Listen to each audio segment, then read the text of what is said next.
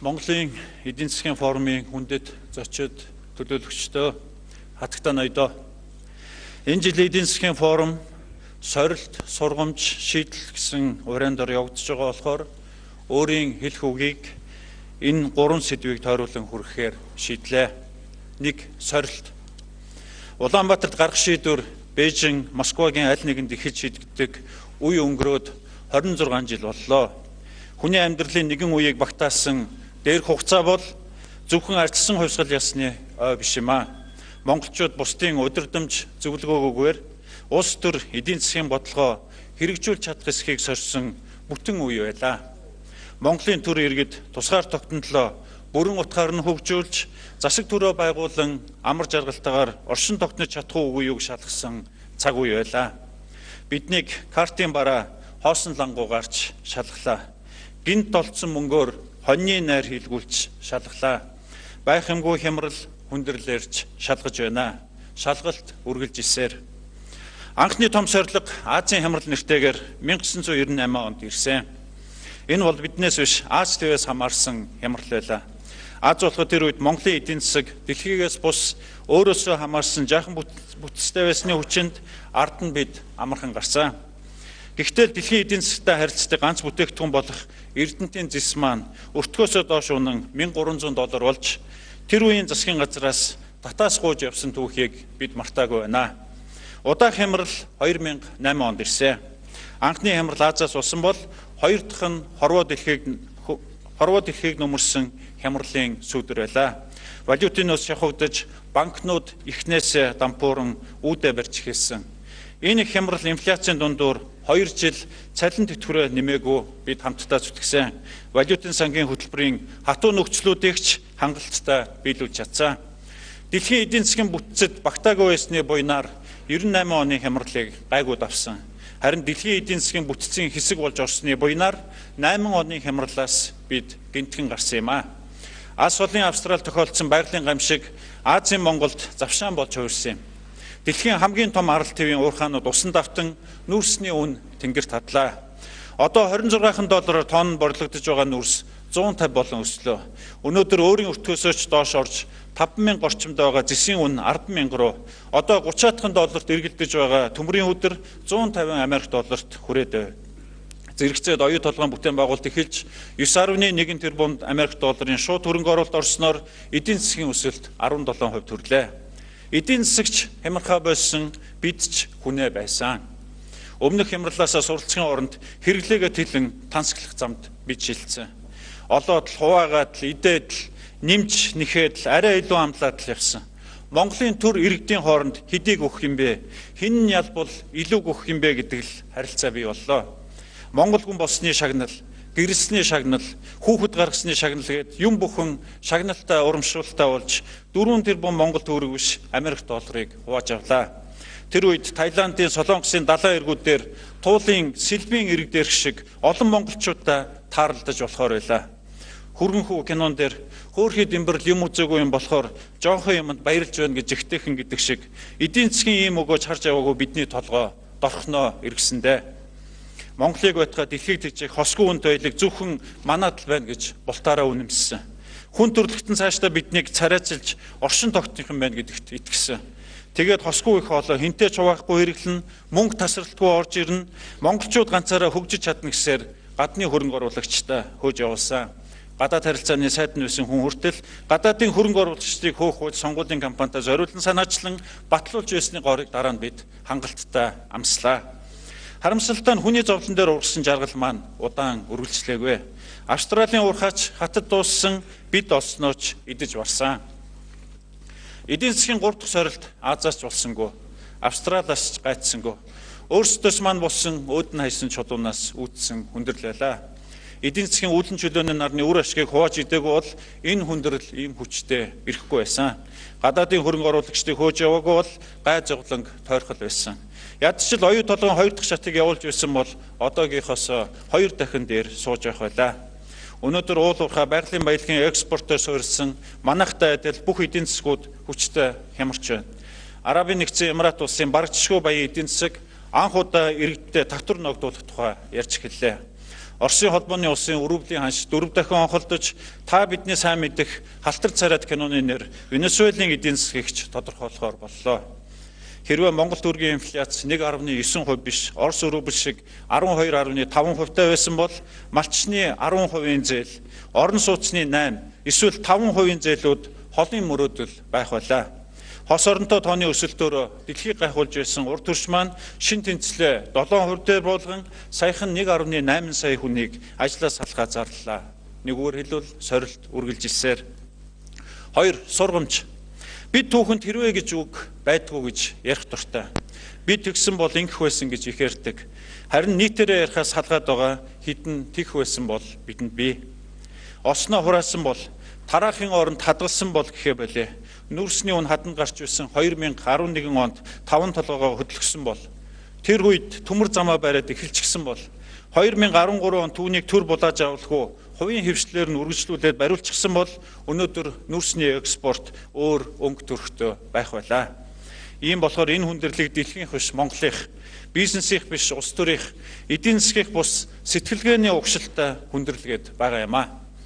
Монгол руу мөнгө өөрөө цовхгүй нь ойлгомжтой боллоо. Дан ганц байгалийн баялаг баян улсыг бий болгохгүй нь ойлгомжтой боллоо. Харийнхны өндөр технологи, хөрөнгө санхүү, мэрэгсэн инженерүүд хэрэгтэй тодорхой боллоо.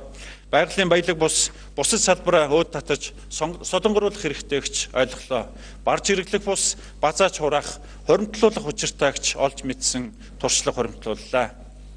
Хүндрэлээс гарахын тулд үүнд хүрэгдэх шалтгаанаас сал хэрэгтэй байна. Нэгдүгээрт намаараа, улсаараа, нийтээрээ улс төр эдийн засгийн сэтгэлгээгээ эрүүлжүүлэхгүй бол улс төр эдийн засаг маань өөрөө эрүүлчихгүй байна. Хөрөнгө босгохоор өрөнд оруулах гэхээр хэн хөрөнгө оруулалт хийх юм бэ? Орд газраа эргэлтэнд оруулж одоо байгаа хүн ардаа өгөөжиг нь хүртээ гэхээр уул, булш, үхэр, хүнцэлгээл байж болох бүх шалтгаан гаргаж сөргүүлэхээр яах ёстой вэ? Үндэсний үйлдвэрлэгч мүлжигч гэхээр хэн үйлдвэрлэх болж байна? Баялаг бүтээгч татвар төлөгчтэй олигархаар нь дуутахаар баялагийг яаж бүтээх вэ? Хоёрдугаарт үндэснийхээ нураагч чадвартай хамтарч тэнцмээр байна. Гэхдээ бидний нураагч хүчин чадал нийт үндэсний бүтээх чадамжийн зөрөө 2 хэтэрхий их байна. Нэг хүний нураасныг нэг засаг бүрэн эрхийнхээ хугацаанд өндийлгэж бардгүй болохыг бид харлаа. Алдагдсан боломжийн хариуцлагыг хинч нэгтгэхгүй болохоор улсаа хорлсон, боломжийг алдуулсан, хөгжлийг гацаасан хүмүүс хамгийн найдвартай маск, халуун эх орончдын дүрд тоглож эхэллээ. Гуравдугаарт үндэсний хэмжээнд хариуцлага хүлээх чадвартай намууд хамтарч байж л энэ байдлаас гарнаа. 2008 оны хямралаас бид хамтарч чадсан учраас төсвийн хариуцлагын тогтолцоог бий болгож чадсан учраас өрийн удирдлагын хязгаараа бас хуульчилж чадсан. Улс төрийн эрх ашигаас илүүтэй улс орны эрх ашигыг уртал болгож хямралаас гарч болтыг тухайн үед сөрөг хүчний бүлгийн дарга байсан хүний хувьд сургамж чуулган хэлэх хэрэгтэй гэж би бодож байна. 3. Шийдэл. Бид төсвийн орлогоо буурлаа, хөрөнгө оруулалт багаслаа гэд гар хөмхөн зүгээр суусангүй. Хөрөнгө босгож чадвал, мөнгө санхүүнд бэлэн байвал сэтгэл гарган хийж бүтээн байгуулж болдог юмаа гэдгийг өнгөрсөн 4 жилд харуулж чадлаа. Монголчууд бид 1921-ээс 2012 оны хооронд 200 дамжуулан 91 жилийн хугацаанд 2900 км зам тавьсан бол 2012-оос 15 оны хооронд 3 жилийн хугацаанд 2700 км зам тавилаа. Энэ 2016 онд нэмж 1200 км-ийг тавина. Нэг хэсэг нь мянганы зам гэж зөндөө ярьсныг, нөгөөх нь мянганы замыг жинхнээсээ байгуулсныг зөвхөн эндээс харж болно. Аймагуд хоттойгоо холбогдож, ар хангаа завхныг дайраад ас баруун хязгаарлуу зам сунааж байна. Худлаа гэж хэлэхгүй зэ. 40 жил 1 мегаваттаар ч нэмээгүй эрчим хүчний чадлаа сүүлийн 4 жилд 323 мегаваттаар анх удаа нэмлээ. Залж байна гэхгүй зэ. 3-4 цахилгаан станцын өргөтгөлүүд Амгалангийн дулааны станцын араас энэ жил Эгийн голын усан цахилгаан станц, Багнуур бөөрөлжүүдийн станц, Эрдэнэтийн өргөтгөл залганаа. Сүүлийн 90 жилийн хугацаанд нийтдээ бид 100 мянган айлын орон сууц барьж чаджээ. Харин одоо зөвхөн 1 жилд 25 мянган айлын орон сууц барьж чадаж байна. Хямралтай байтугай хямралгүй үедээ манайхан ингэж босгож байлоо. Хуримтлын эдийн засгийн суурийг тавьсан ипотекийн зээлээр 76 мянган өрх орон сууцанд нүүж орлоо. Зүгээр нэг статистик тоо энэ бол биш. Буух мөртөө, буцах эзэнтэй 300 гаруй мянган монгол хүний бодит амьдралын тухай энд ярьж байна. Эдийн засаг хямарч яваач гэсэн ил тод болж хуульчлагдсан. Хэдэн 10 их найдаар орлогоо гүйцээж мэдүүлсэн төр төвхтэй байгаа ч шилэн бол чаналтанд орсон хулгай хэвэл баригддаг, худлаа хэвэл ороогддог болж байна. Ипотекийн зээлээс түрээсээ орон сууц, хийт хөнгөн бетоны үйлдвэрээс цементийн авраг үйлдвэрүүд, малчны зээлээс махны экспорт гээд цаснаас цухуулсан яргуу шиг хямралаас үндийсэн бүтээн байгуулалт олон ажлууд байна. Ингэж хямраад авахт яаж болоод байгаа юм бэ гэсэн гайхшрын хариулт энд бий. Ажилсаг ард түмэн, баялаг бүтээгчид, бүх бизнес эрхлэгчид бүгдээрээ хямрал сүрэн зүтгэж яваа бүтээн байгуулагчид энэ асуултын хариулт нь өөрсдөө юм аа. Хямарч байгаа үе зүгээр тараасантаа тэнцэх хөрөнгөөр хямралыг сөрөөд бас бүтээн байгуулад явж болдгийг харуулсантаа бид бас баяртай байгаа. Хямралаас гарчихлаа, хямралыг ялчглаа гэсэн гэж мушгүй юм байгаа үзээ. Ярихдахгүй бол ярьж нуршиж цаг авах хэрэггүй. Харин яригдаад байгаа бол ярилцаж хариу барихаас ч өөр аргагүй юм гэж бас байна. Энд яригдаад яриулъяч гээд байгаа нэг сэдэв бий. Энэ бол Монгол орн өрөнд баригдаж, үтэнд идэгдээд өнгөрч байгаа, өөр хүний л гарт өгөхгүй бол өнгөрч байгаа тухай яриа юм аа. Монгол улс 21 тэрбум долларын өрөөр дэлхийд мөнгөн медальтай боллоо. Хүн бүр 15 сая төгрөгийн өртөө гэсэн рекламыг өнөөдөр та бүхэн олон удаа сонсож байгаа хаа. Монгол улсын гадаад үр төлбөрийг олон улсын стандартаар хөтэлдэг. 2011 он хүртэл зөвхөн засгийн өр тооцож байснаа шинэ хуулиар нэмээд Монгол банк, арилжааны банкуд, хувийн эвслийн компаниудын зээл, тэр бүхэл толгой компаниас охин компани руугаа шилжүүл зээлдүүлсэн хөрөнгө оруулалтыг хүртэл энэ өрөнд тооцож нэгтгэх болсон. 21 тэрбум долларын өрийн талаас илүү нь ийм бүртгэлийн өрнөөс үүдэлтэй болохоор үргэлж хэлэхэд үнэхээр хэцүү. Энэ аргачлалаар тооцоход Монгол Ардын намын засгийн газрын үед 11.3 тэрбум, Ардчилсан намын засгийн газрын үед 9.9 тэрбум нийт гадаад үр бүртгэгджээ. Үүнээс өнөөдрийн байдлаар засгийн газарт хамаарах нь 4.9 тэрбум долларын зээл байна. Засгийн газарт хамаатай энэ мөнгнөөс Монгол Ардын намын засгийн үед 2.3 тэрбум орчим долларыг нь улс төрийн зорилготой халамжинд биднээр тараажээ. Эдсэн усан гээгүй шүү, битгий мушгаараа. Харин сүүлийн 4 жилд Ардчилсан намын засгийн үед ийм хэмжээний мөнгийг ард түмэндээ хувааж өгөөгөө боловч бүтээн байгуулалтанд зарцуулж зам барилга дэд үтц үйлдвэрүүд барьжээ. Евенгийн нөгөө тал нь хаана байна гэдэг шиг өрийн тал нь хайч юу гэж асуух бах. Энэ өрийн үлэмж хэсэг нь нэг талаас Монгол улсын өр мэт харагдах боловч нөгөө талаас засгийн газарт огт хамаагүй өр юм аа. Эдгээр нь Улсын их хурлын гишүүн Инх хамгаалангийн МСС компани, Улсын их хурлын гишүүн Номтой хоёрын МАГ компани, Улсын их хурлын гишүүн Сод билгийн Ник Петровс компани зэрэг Монголын олон хувийн аж ахуй нэгж компаниудын авсан зээл юм аа. Өрийн тухай яриагаар өөрсдийгөө өдөж явахын оронд өөрийнхөө тавьсан өрийн доороос өндийж явал дээргүй улс төрчдөө. Та бүхний өөрсдийнхөө эрсдлээр авсан өр зээлийг чинь харин жирийн иргэд төлөх ёсгүй гэдгийг энд хатуухан илчгээ. Айлгах тактик гэдэг барууны телевизэд нэвтрүүлэг байдаг. Харин ардын нам ардаа айлгах тактикаар сонгуулийн кампани хийх шаардлагагүй гэдгийг энд зориуд онцлоё. Сонгуулийн кампани нэг л өдөр дуусна. Монгол улсын нэр хүнд имиж харин дуусахгүй цаашид үргэлжлэнэ гэдгийг санацгаа. Айл гэр аж ахуй нэгж засаг түр зээл авчил байдаг. Ажлаа амжуулаад төлжил байдаг нь амьдралын жамаа. Саяхан манай засгийн газар Оросын холбооны усад төлөх их өрийн үлдэгдлийг төлж дуусган өрөө цайруулсныг энд сануулхад илүүдэхгүй буйзаа. Ийм учраас харилцан бие биеэ нураадаг чөтгөрийн тойргийн гинчгийг өнөөдрийн энэ гогцоон дээр л таслахыг та бүхнээс уриалж байна. Өнөөдөр та нар биднийг нураана, маргааш бид нар та нарыг нураана, нөгөөдөр дараагийн ээлж ирнэ гэдэг чөтгөрийн тойрог биднийг мөхөл рүү хөтлж байна. Үүний үр дагаварт өнөөдөр сайн нэртэй эрх баригч шалга, сайн ирээтгэхтэй сөрөг хүчин чалга, бусдыг орлох 3 дахь хүчин чивээ олохгүй нь босоо гамбаач хэвтээд өглөө. Ерөнхий сайдын хувьд хэлэхэд нэг л өдөр зис, алт, нүрс, төмрийн үн гинт өсдгүүл юм бол энэ байдал энэ хിവэрэ өнөө маргааштай үргэлжилнэ. Биднийг сонгоод өг, тэгвэл хямралаас гаргаад өгнө, өргүү болгоод өгнө гэж байгаа нь харин бүгд худлаа шүү. Сүүлийн үед улс төрийн намууд нэг л их тоо ярьсан хүмүүс болоод байгаа. 60 30 аруулг нь 21-ийг харьцах 100 гин.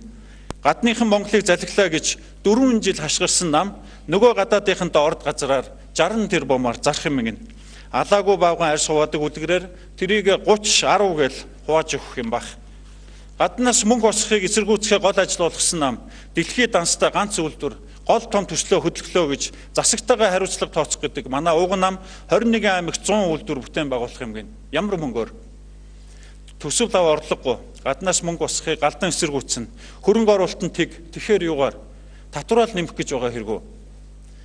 Бид харин хийх ажлуудаа тодорхой харж байгаа. Одоо босгох хөрөнгөөр дотоодын банкуд аж ахуй нэгжүүдээс булаасан дотоодын бондын их үүсвэрээ эхний ээлжин суллана. Банка компаниудаа эхний ээлжинд мөнгөтэй болгож өрийн сүлжээг нь тайлна. Орон сууцны моргожоо өргөжүүлж бизнесийн моргожийг эхлүүлнэ. Бэрхшээл саадуудыг даван туулж том төслүүдэд үргэлжлүүлэн хөдөлгөнө. Гадаадын хөрөнгө оруулалт татах ажлаа идэвхжүүлэн үргэлжлүүлнэ. Эдийн засгаа солонгоруулах чиглэлээр төлөвлөсөн тодорхой ажлуудаа хэрэгжүүлнэ. Том бүтээн байгуулалтын ажлуудаа үргэлжлүүлнэ. Эрдэнэс Монгол компани дээр суурилсан Тимашааг загварын шинэ бүтцэн шилжин баялагын сангаа бий болгож баялагын эзэн Монгол хүнтэйгээ холбоно.